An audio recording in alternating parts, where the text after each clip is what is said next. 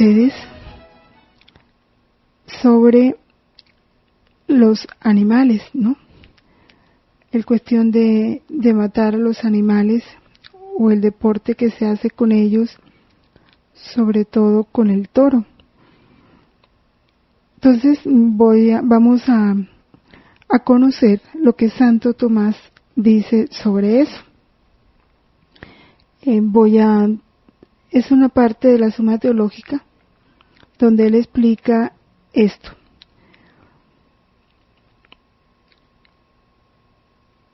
En el artículo primero pregunta si es lícito matar a cualquier ser viviente. Contesta diciendo que nadie peca sirviéndose de una cosa para el fin a que está destinada, y habiendo puesto Dios los animales al servicio del hombre, como nos lo explica en el Génesis, ¿no? En el capítulo 1, puede éste servirse de ellos para su alimento y para todo cuanto puedan serle útiles. Sin embargo, no se les debe maltratar con crueldad o sin causa justificada. No porque los animales sean sujetos de derechos, no lo son, puesto que el derecho es correlativo del deber y los animales no tienen deber alguno, por ser irracionales. No se les debe tratar con crueldad porque la crueldad del hombre para con los animales es un atentado contra la propia mansedumbre y delicadeza de sentimientos. Esto es muy importante tenerlo en cuenta, sobre todo en los niños, cuando empiezan a manifestar esas actitudes de crueldad con los animales, haciéndole daño a los pajaritos o a los perros, se les debe ir encauzando. El hombre que ejerce una crueldad inútil, ese es bien importante, inútil con los animales, no obra por un fin honesto, y es obligatorio buscarlo en toda acción humana, ese fin honesto. Pero si la tortura del animal se hace por un fin honesto y útil para el hombre, es perfectamente lícita. Tal es el caso de la experimentación de los animales en los laboratorios de medicina, aunque sea torturando al animal con cortes de bisturí, quemaduras, venenos, corrientes eléctricas. Todo eso es lícito por cuanto se está buscando un bien para el hombre y los animales fueron creados para el servicio del hombre, para el aprovechamiento del hombre. Y aquí viene la inquietud muy expresa en cuanto a las corridas de toros. Dicen, nos parece que pueden justificarse, esto pues es tomado de la Teología Moral para Seglares de Antonio Rollo Marín, en la parte de los deberes de justicia, el respeto a la vida, ¿no? Dice, en cuanto a las corridas de toros, nos parece que pueden justificarse sin esfuerzo ante la teología moral. El honesto esparcimiento del hombre parece razón suficiente para permitir la relativa crueldad que se ejerce sobre el toro, mucho menor de lo que se cree comúnmente. El toro no tiene conciencia refleja de su dolor sensible y solo lo experimenta físicamente durante breves momentos. Solo la suerte de varas es relativamente cruel, no las banderillas, que le producen simples rasguños en la dura piel del toro, ni el estoque que acaba pronto con su vida. En cuanto al peligro de muerte por parte de los toreros, es muy remoto tratándose de verdaderos profesionales. El público, por su parte, debe guardar moderación, no exigiendo del torero lo que acaso no puede hacer con un toro determinado sin arriesgar imprudentemente su vida. Y de hecho, la fiesta de toros es incomparablemente menos bárbara que otros muchos deportes, como el boxeo, como la lucha libre, como la lucha grecorromana y tantos otros, ¿ve? Bueno, esto pues para aclarar la inquietud que había manifestado sobre este punto. Ahora sí, iniciamos entonces nuestra meditación sobre lo que el catecismo nos habla referente al 8º mandamiento. No darás testimonio falso contra tu prójimo ni mentirás.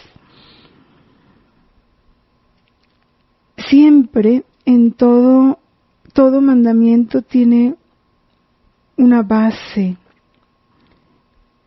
de la cual se deriva. Y este precepto moral, nos lo dice así el numeral 2464 del Catecismo, se deriva de la vocación que todos nosotros, por ser hijos de Dios, por ser perfecta imagen y semejanza de Él, estamos obligados a vivir siendo testigos de Dios, que es verdad misma y que quiere la verdad. Por eso, toda ofensa a la verdad, mediante palabras, mediante acciones, son infidelidades básicas frente a Dios. Son una ofensa directa al Dios mismo, que es la suma verdad.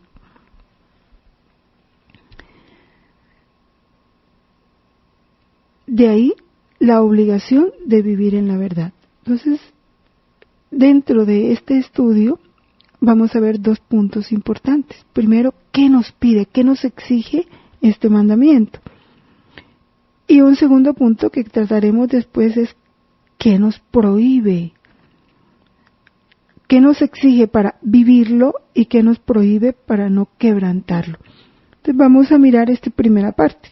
¿Qué nos pide, qué nos exige este mandamiento? Primeramente, como ya lo habíamos anotado, es vivir en la verdad. Dios es fuente de toda verdad. Su palabra es verdad. Todo en Él es verdad. Su ley es verdad. Por lo tanto, todos nosotros estamos llamados a vivir la verdad. Jesucristo es la verdad de Dios que se manifestó en plenitud, es la verdad encarnada, se hizo carne. El Evangelio de San Juan 1:14 nos dice lleno de gracia y de verdad. Él mismo nos dice yo soy la verdad en Juan 14:6. Por eso el discípulo, el verdadero discípulo de Jesús, permanece en su palabra, en su enseñanza, en su evangelio, para conocer la verdad. Es dócil al espíritu de la verdad, el espíritu de verdad que nos conducirá a la verdad completa. De ahí que Jesús nos lo enseña, solo la verdad os hará libres. Es en la verdad en que seremos santificados. De ahí su gran recomendación en Mateo 5:37, sea vuestro lenguaje sí, sí, no, no. Si somos verdaderos discípulos de Él. Esto hace que todo hombre, y muy especialmente nosotros los bautizados, todo hombre naturalmente busca la verdad, con mayor razón quienes estamos comprometidos con la verdad misma que es Cristo, quienes nos hacemos discípulos de Él. De ahí nuestro deber, primero, de honrarla, honrar esa verdad, y segundo, testimoniarla, manifestarla en nuestra vida. Para poderla honrar y para poderla testimoniar, de esto nace un compromiso muy serio. Estamos obligados a conocerla, es lo primero, una obligación moral, muy especialmente la verdad que se refiere a Dios, la verdad religiosa. Porque conociendo a quien es la verdad misma, pues en Él conoceremos realmente todo lo que es la verdad.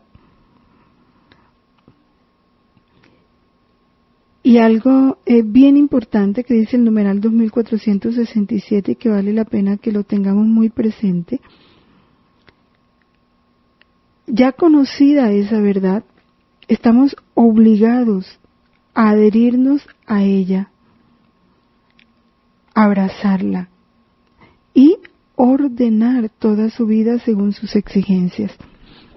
Esto nos hace recordar también lo que en esta doctrina del reino de la voluntad de Dios, en varios aparte de los volúmenes, nos lo explica Jesús de una u otra manera. Se lo explica Luis así, él pone la comparación de un cuarto oscuro, dice que nuestra alma es como un cuarto oscuro. Y cuando a esa alma entra un rayito de luz, que es la verdad es luz, pues el dueño de esa habitación se da cuenta que está sucia, desordenada, llena de muchas cosas que ya no sirven. Ese es un primer paso, pero lo más importante no es darme cuenta que esa habitación está sucia, desordenada, sino ya, habiendo tenido el conocimiento del estado en que está, ponerme a hacer lo que tengo que hacer, es decir, asearla, ordenarla, igual en nuestra vida, ¿no? Cuando se ha conocido la verdad. Este vivir en la verdad nos lleva entonces a la práctica de una virtud, que es la veracidad. ¿Qué es la veracidad? Es una virtud que nos lleva a ser rectos en nuestro actuar, en nuestro decir, en nuestro pensar, en toda manifestación a través de nuestra palabra. Es mostrarse veraz en los propios actos, en decir verdad en las palabras, evitando la duplicidad, la simulación, la hipocresía. Dentro de esta veracidad pues se derivan algunos comportamientos como es, bueno, el primero que todo, decir siempre la verdad, cumplir lo prometido, ser sincero, mostrándonos en nuestros actos como somos en nuestro interior. Porque lo contrario es el fariseísmo que tanto Dios censuró a los judíos, ¿no? Ahora, esta veracidad, la práctica de esta veracidad, este vivir en la verdad, es tan necesario en la vida social, en la vida comunitaria. Santo Tomás lo afirma como un débito moral, que lo reclama la misma convivencia, la convivencia pacífica entre los hombres, reclama ese débito moral de ser veraces. Vamos a leer lo que dice el numeral 2469. Los hombres no podrían vivir juntos si no tuvieran confianza recíproca, es decir, si no se manifestasen la verdad. Y de hecho es así, porque ¿cómo nos apoyaríamos el uno en el otro? ¿Cómo creeríamos la palabra del otro, el compromiso que hace, si no se viviera esta virtud en las relaciones entre los hombres? Igual San Agustín, que es llamado el gran doctor de la verdad, dice que el cristiano debe amar apasionadamente la verdad y rechazar la mentira con horror, porque somos hijos de la luz.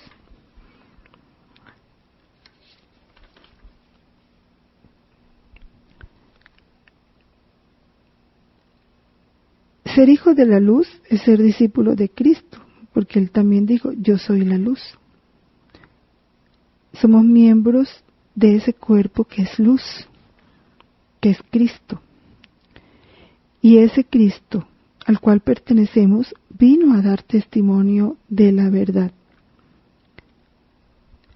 El cristiano, por tanto, no debe avergonzarse de dar testimonio de la verdad de Cristo, que es la verdad misma. De ahí que hay que profesar la fe sin ambigüedad, con entereza, con arrojo,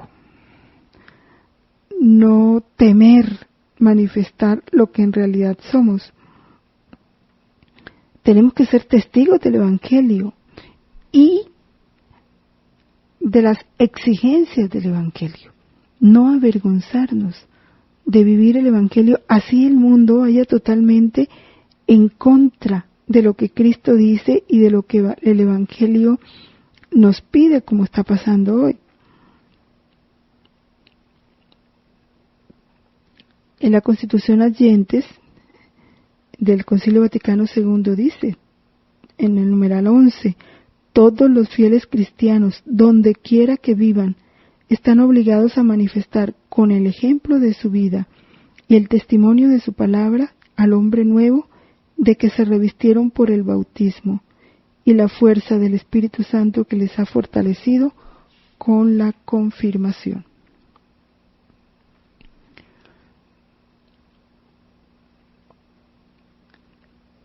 No se puede ir a Dios, es algo que tenemos que estar convencidos. Si Dios es la verdad misma, no podemos ir a Él, que es la verdad primera y absoluta, sin conformarnos con la verdad en nuestras palabras y en nuestras obras. Por eso la verdad para nosotros, cristianos y consagrados, no puede ser un objeto de lujo o un adorno, sino algo básico y fundamental. Con la fidelidad,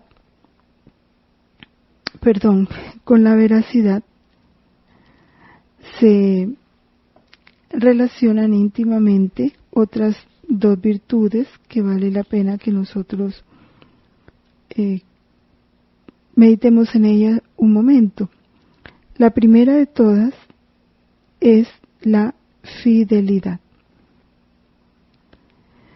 ¿Qué es la fidelidad? Inclina la voluntad a cumplir exactamente lo prometido, conformando de este modo nuestra palabra con nuestros hechos. Por supuesto, a la fidelidad se opone la infidelidad o incumplimiento de lo prometido. Y esto sí que nos tiene que llevar a pensar muchísimo, porque cuánto se ha olvidado y pisoteado este valor de la fidelidad. Se hacen compromisos y con qué facilidad se incumplen, se olvidan, o los hago sabiendo que no los voy a cumplir, por apariencia, por un comportamiento doble. Otra de las virtudes que se relaciona íntimamente con la veracidad es la simplicidad. La simplicidad nos lleva a rectificar la intención, apartándonos de la doblez que nos impulsa a manifestarnos exteriormente en contra de nuestras verdaderas intenciones. Aquí nos recordamos lo que decía Jesús a Natanael, ¿no? Un hombre íntegro, transparente. Así se manifiesta la simplicidad. En este testimonio de la verdad, nosotros tenemos ejemplos muy bellos en los mártires. Ellos han dado un supremo testimonio de la verdad llegando hasta la muerte. Y ese soportar la muerte es un acto de fortaleza. Tenemos el caso de San Ignacio de Antioquía, que le decía a sus discípulos: dejadme ser pasto de las fieras, por ellas me será dado llegar a Dios. También nos trae el catecismo algunas otras palabras Están las de San Ignacio de Antioquía y San Policarpo. Dice San Ignacio: no me serviría nada de los atractivos del mundo ni de los reinos de este siglo. Es mejor para mí morir para unirme a Cristo Jesús que reinar hasta los confines de la tierra. Es a Él a quien busco, a quien murió por nosotros. A Él quiero, al que resucitó por nosotros. Mi nacimiento se acerca. Y San Policarpo decía: te bendigo por haberme juzgado digno de este día y esta hora, digno de ser contado en el número de tus mártires. Has cumplido tu promesa, Dios de la fidelidad y de la verdad. Por esta gracia y por todo te alabo, te bendigo, te glorifico por el eterno y celestial sumo sacerdote Jesucristo, tu Hijo amado. Por Él, que está contigo y con el Espíritu, te sea dada gloria, ahora y en los siglos venideros. Amén. Es este deber de la verdad, primero de conocerla, segundo de honrarla y testimoniarla.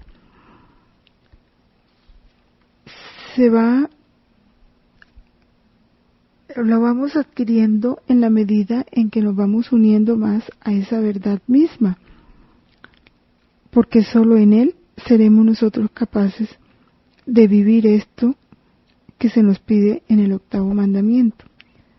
Él es lo contrario a la verdad es la mentira, y ya sabemos, también nos lo dice Jesús, que si nosotros mentimos, nos hacemos hijos del padre de la mentira.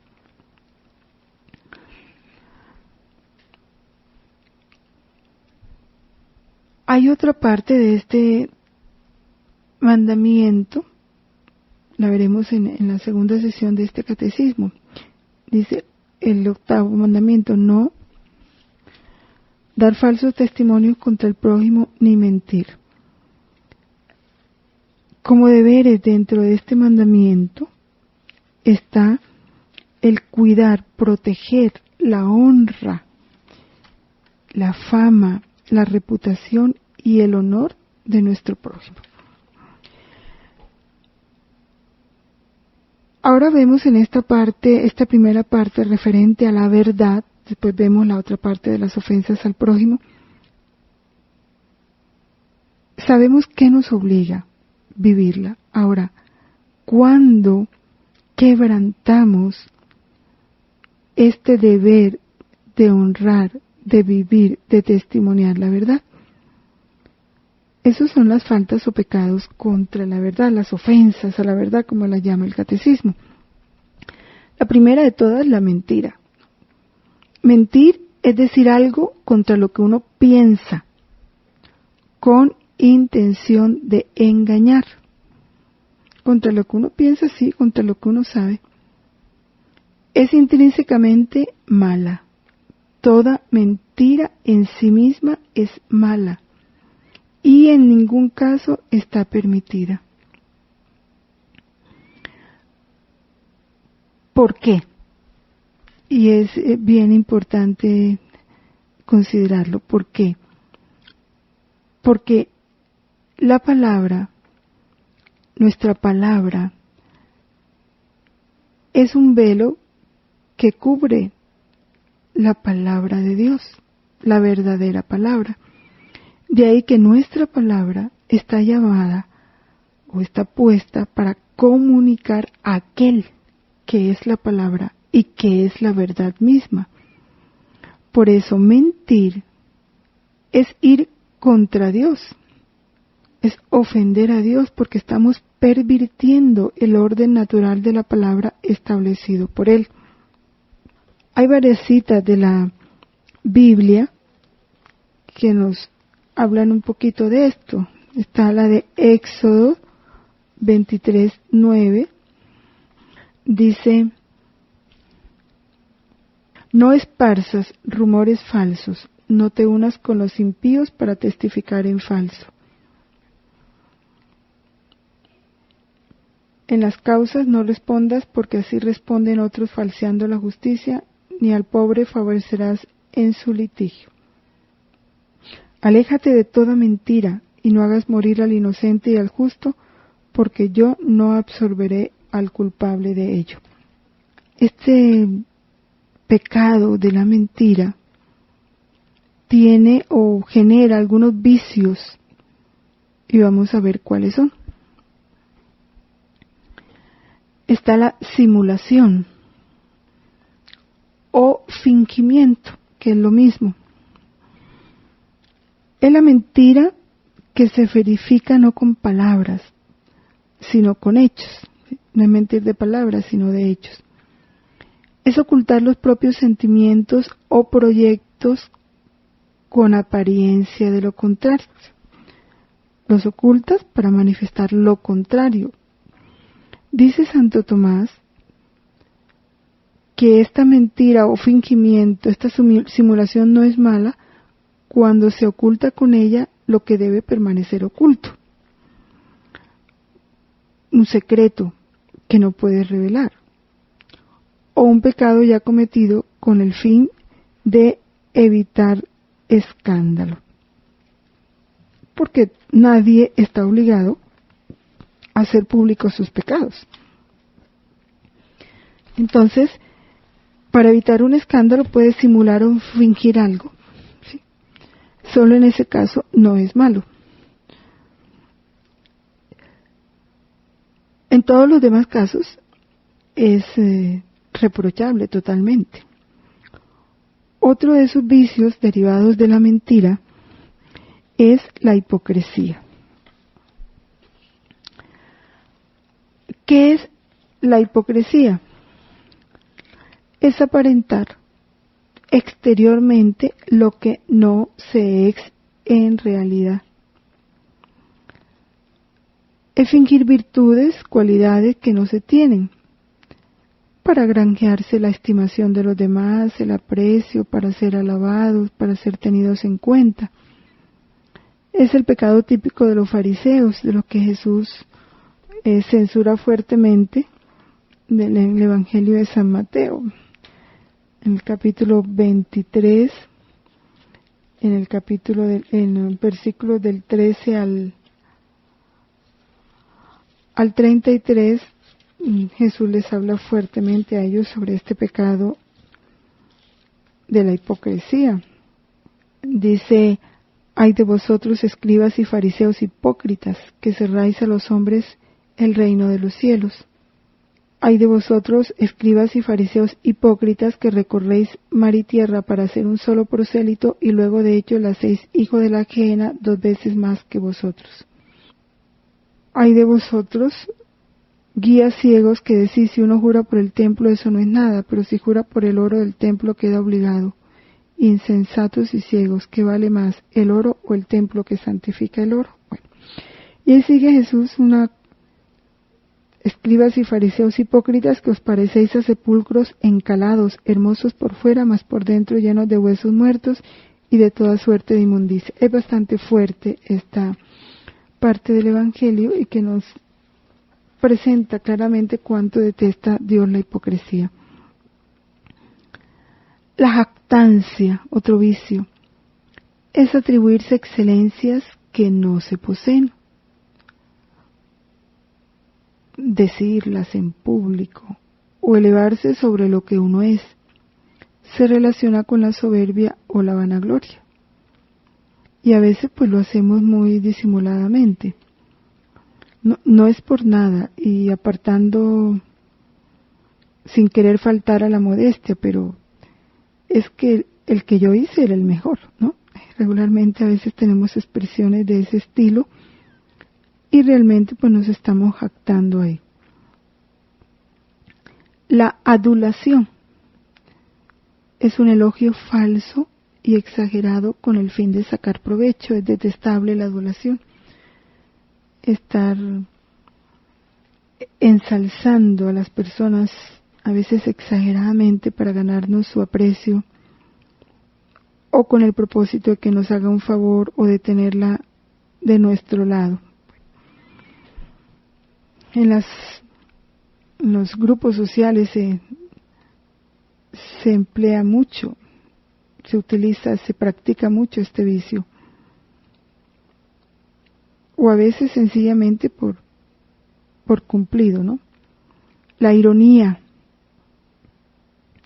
es una falsa humildad por la que uno se rebaja ante los demás en contra de lo que se siente interiormente.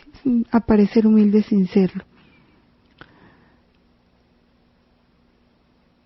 No, y esto tenemos que tener claro una cosa, no es permitido que tú, por aparecer humilde o por mostrarte humilde, mientas, ¿sí? Para evitar la soberbia, entonces expresas lo que no estás sintiendo interiormente.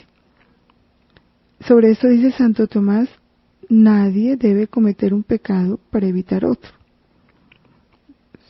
Por aparecer humilde o por evitar la soberbia te presentas una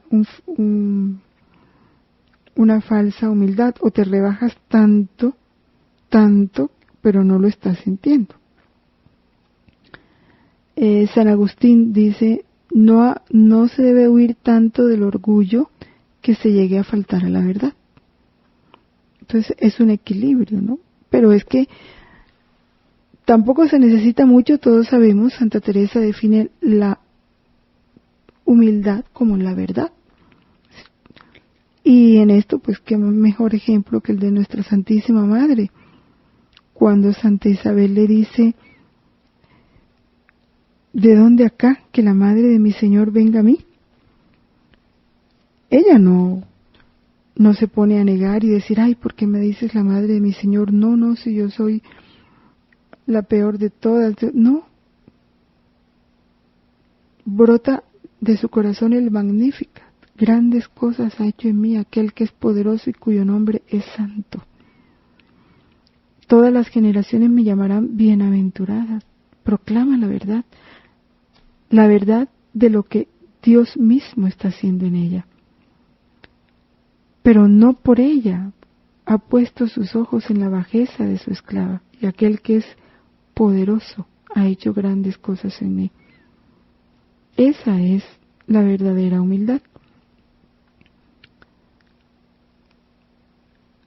También dice San Gregorio, es una humildad imprudente la que se expone a mentir, por no parecer soberbio, o por creer que decir la verdad es ser soberbio. En este campo de la mentira hay algo de lo que se ha hablado en los tratados de moral y en los mismos catecismos, y es la restricción mental.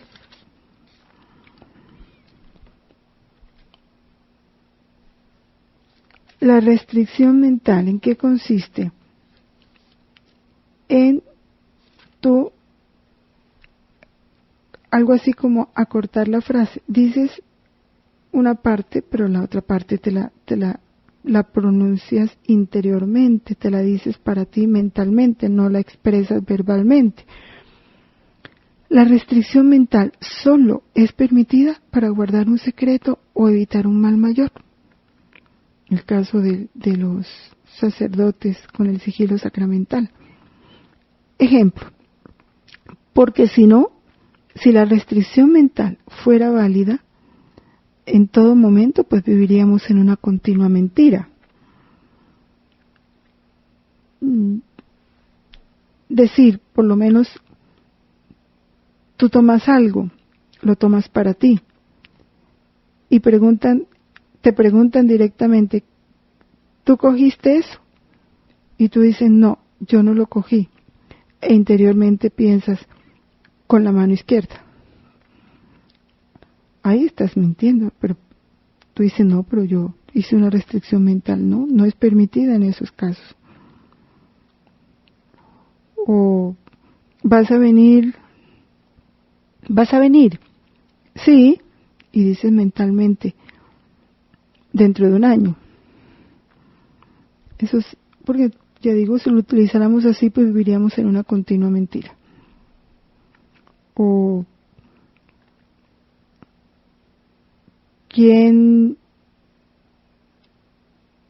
tú alguna vez hiciste tal cosa, o tú hiciste tal cosa y tú dices no, y dices dentro de ti a la edad de 2 años. Entonces son restricciones mentales con mucha malicia. Entonces no son permitidas, que quede claro esto. Y tener en cuenta que no hay mentiras ni piadosas, ni rosaditas, toda mentira es mala. El secreto, ¿sí? Ahora hemos hablado tanto de secreto que solo para guardar un secreto o evitar un mal se permite la restricción mental o la simulación. ¿Qué es un secreto? El secreto es aquello que por su misma naturaleza o porque se ha hecho una promesa especial o un compromiso estamos obligados a mantener oculto. Cuando hablamos de secreto natural, el secreto natural es aquel que deriva de la naturaleza misma del asunto. Ejemplo, tú estás conversando con una amiga y de pronto suena el teléfono y ella empieza a conversar y está conversando con su esposo y dice algunas cosas de la vida íntima de los dos, o el esposo llega por ella y empiezan a discutir y en esa discusión dicen algunas cosas que son de su vida íntima y que tú por imprudencia de ello lograste escuchar. Tú estás obligada a guardar, sepultar en tu corazón esas intimidades que conociste, así sea por imprudencia de ellos, pero estás obligada a guardarlas, a no revelárselas a nadie. Es un secreto natural, igual como quien trabaja en una casa de familia y se da cuenta de algunas cosas, puede ser una falta grave de alguno de los miembros o un problema muy serio y que solo lo están viviendo ellos y nadie más lo conoce. Tú estás obligada a guardar secreto de eso. O una secretaria con su jefe no tiene por qué estar revelando lo que el mismo criterio dice que debe permanecerse en reserva. El secreto prometido es cuando se hace promesa de no revelarlo después que sea conocido. No faltar a las promesas, prometimos no revelarlo, no lo revelamos. Solo cuando se puede revelar el secreto para evitar una falta grave o un perjuicio a quien nos confió el secreto. Y ahorita vamos a explicar esa parte, cuando se puede revelar un secreto. El secreto confiado es cuando hacemos compromiso de guardarlo antes de que se nos revele. Regularmente este secreto confiado corresponde a los profesionales en el ejercicio de su cargo, sobre todo abogados, psicólogos, médicos. ¿Cuál es nuestro deber en relación a los secretos? Primero que todo, estamos obligados a no explorarlos. Nosotros no podemos instigar a una persona para que nos revele un secreto. Aquí viene el que no tenemos por qué leer las cartas ajenas, los correos de otras personas, ni chantajear para que nos lo muestren, ni estar, dijéramos, buscando a la persona más íntima para a través de ella conocer lo que no tenemos por qué conocer, solo por mera curiosidad. Escuchar llamadas telefónicas de otras personas que no nos corresponden. ¿Quiénes pueden explorar los secretos? Los padres en relación a sus hijos. Y eso con sumo cuidado, ¿sí? Guardando el gran respeto a través de medios justos. Ellos sí pueden hacerlo cuando intuyen que hay algo que necesitan saber o averiguar para proteger al hijo, para librarlo de un mal, para ayudarlo, no por mera curiosidad. O las autoridades legítimas, igual para evitar un gran daño al prójimo o para orientarlo si es que se teme que vaya por un mal camino, pueden hacerlo a través de medios justos. Tenemos la obligación de, conocido el secreto, guardarlo. Por eso no debemos revelar noticias que por su propia naturaleza deben permanecer ocultas. Un crimen público. Si ese crimen público donde yo estoy no se ha conocido, a pesar de que fue público, no se ha sabido nada de él, pues yo no tengo por qué comentarlo. Porque con eso estoy afectando a quien cometió esa falta. Ya si la prensa lo divulga o la televisión, bueno, entonces ya no es secreto. Pero algunas cosas que se hacen públicamente en un lugar no son conocidas en otra. Y en eso tenemos que tener mucha prudencia. Los secretos que se han jurado no se deben divulgar, y el que quebranta un secreto jurado comete 2 pecados: contra la justicia, porque ha revelado algo que no se debe y atenta contra la fama y el honor del prójimo, y contra la religión. Segundo mandamiento, no jurar su santo nombre en vano. Vale la pena que nosotros reforcemos interiormente este deber de vivir en la verdad. Quiero que tomemos un poquito algunas cosas textuales del catecismo, y que es bien importante repetirlas para que calen en nuestro corazón, y esa palabra en nuestro corazón vaya dando la luz que necesitamos para vivir conforme Cristo nos lo pide. En el numeral 2480 dice: debe proscribirse toda palabra o actitud que por halago, adulación o complacencia alienta y confirma a otro en la malicia de sus actos y en la perversidad de su conducta. La adulación es una falta grave si se hace cómplice de vicios o pecados graves, así sea la mera vanidad. El deseo de prestar un servicio a la amistad no justifica una doblez del lenguaje. La adulación es un pecado venial cuando solo desea hacerse grato, evitar un mal, remediar una necesidad u obtener ventajas legítimas.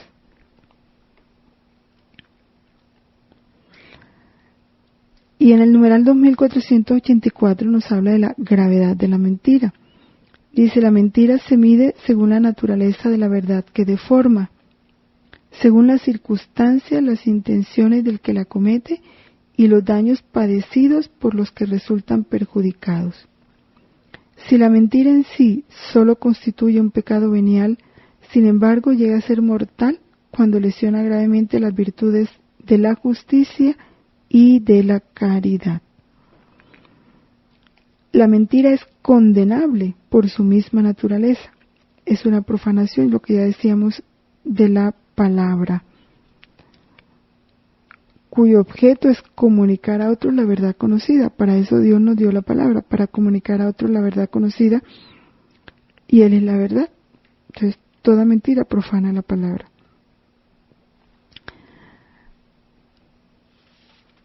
Vamos a leer algunas citas importantes sobre la mentira.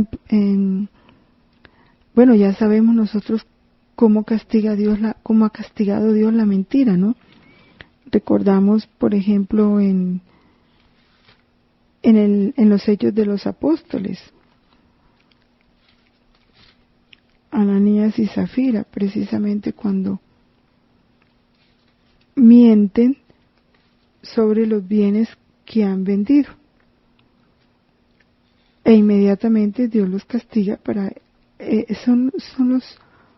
la forma, la pedagogía como Dios nos va mostrando cuál es su voluntad respecto a nuestras actitudes, como lo castiga fuertemente precisamente para demostrarnos cuánto le ofende la mentira. En Proverbios 12:22 dice: los labios mentirosos los aborrece Yahvé, se agrada de los que proceden sinceramente. Y el libro del Eclesiástico 7:14 igual: guárdate de mentir y de añadir mentiras a mentiras, que eso no acaba en bien. Colosenses 3:9: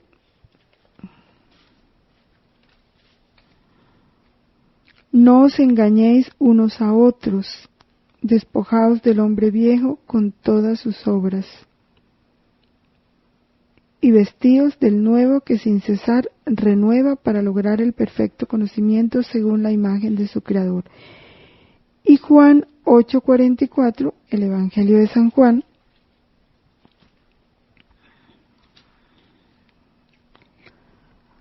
nos dice: vosotros tenéis por padre al diablo y queréis hacer los deseos de vuestro padre.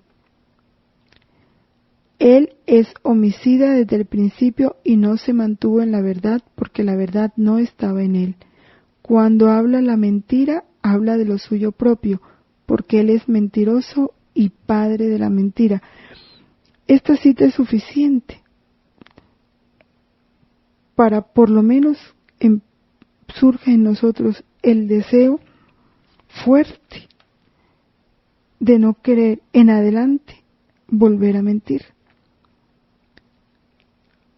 Porque de igual manera, como Dios es la verdad misma y estamos obligados a conocer y vivir en la verdad y testimoniar la verdad para hacernos verdaderos hijos suyos, igual, así el demonio es la pura mentira. La mentira es lo suyo propio. Y quien anda en la mentira se hace hijo del padre de la mentira.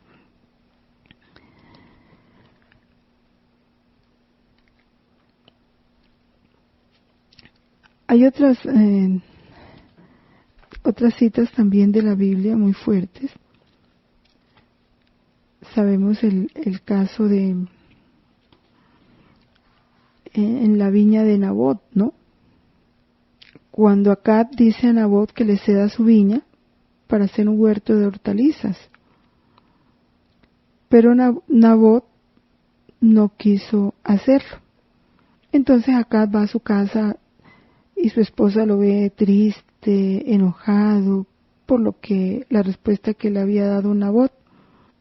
Entonces su esposa, que Jezabel, ¿no?, le dice: ¿por qué estás triste? ¿Por qué no quieres comer? Y le cuenta que habló con Nabot, que Nabot no le quiso vender su viña.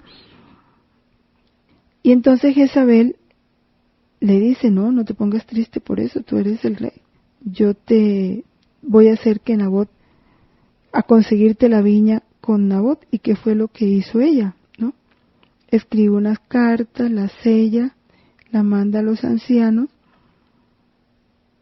¿Y qué fue lo que escribió? Una mentira. Dice: promulgad un ayuno y haced sentar a Nabot a la cabeza del pueblo y poned ante él a 2 malvados que depongan contra él diciendo: tú has maldecido a Dios y al rey. Eso es lo que ella dice, que digan de Nabot, y que lo lapiden por eso. Los ancianos y los magistrados hacen lo que Jezabel les dice y matan a Nabot.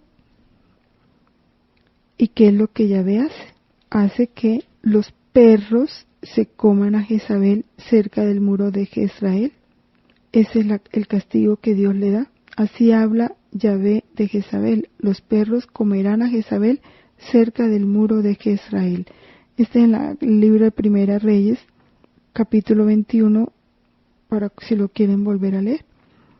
Es el horror, el odio, que Dios tiene por la mentira. Y igual nosotros lo tenemos que tener. Porque de lo contrario nunca vamos a vivir conforme Dios lo quiere. Entonces, con este compromiso, que nuestra palabra sea sí, sí, no, no, porque lo demás lo agrega el demonio, vamos a dejar aquí, a descansar un momento para salir a un receso y volvemos enseguida.